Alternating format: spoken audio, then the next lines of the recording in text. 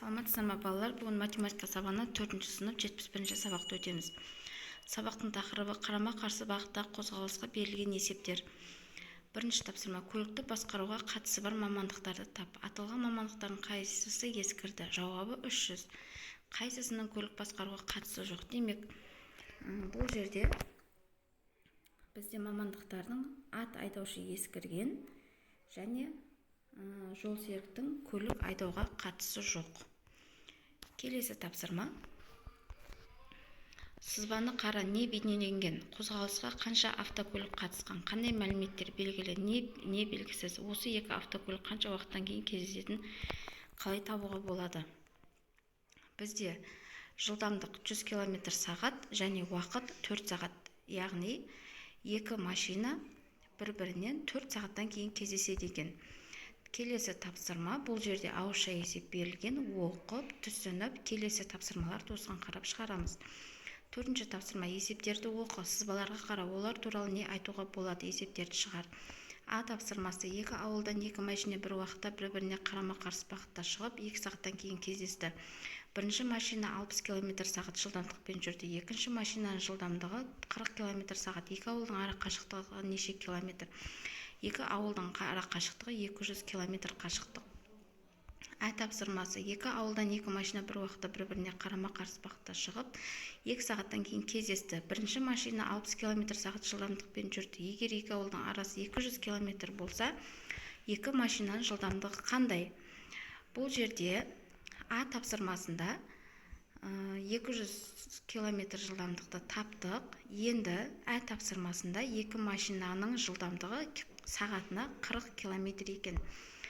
Б тапсырмасы: арасы 200 км болатын екі ауылдан бір уақытта бір-біріне қарама-қарсы бағытта екі машина шықты.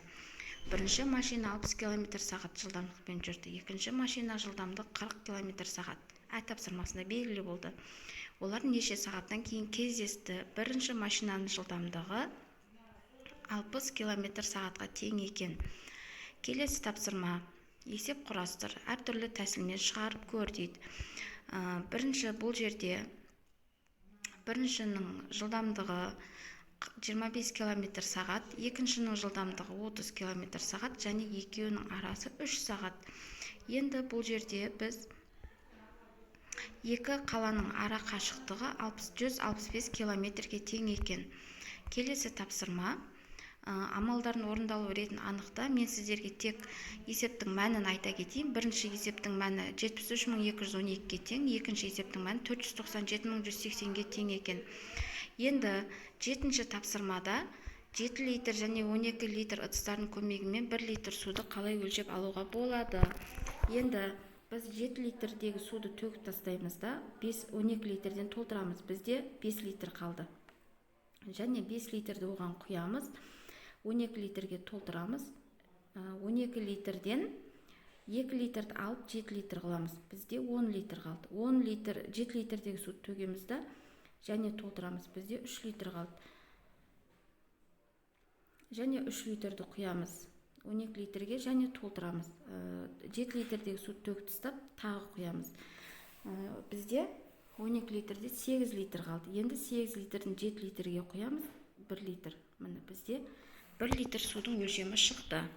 Келесі тапсырма: суретке қара, пойыздар қандай бағытта қозғалды? Есеп құрастыр. Дәптеріңе сызбасын салып, есепті шығар. Бізде сызба көрсетілген. Бізде қалалардың ара қашықтығы 280 км-ге тең екен. Бүгінгі сабақ осымен балалар аяқталды. Каналға тіркеліп қойыңыздар. Сау болыңыздар.